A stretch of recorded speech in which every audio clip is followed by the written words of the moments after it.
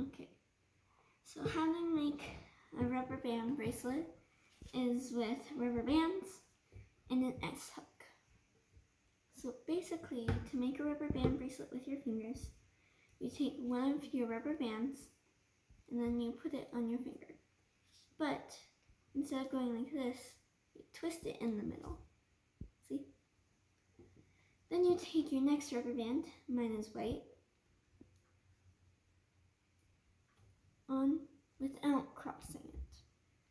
Then I take this,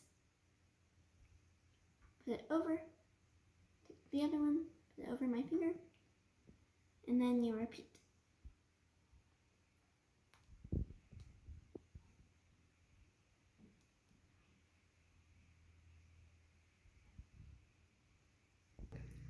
So now that I have added it to the length that I want it, I'm going to take my S hook, and then I'm going to take the last rubber band on my chain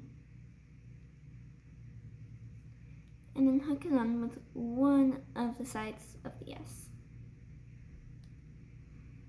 And now I'm going to move this rubber band onto this finger, and I'm going to do the same thing here. And make sure that you catch both of the strands.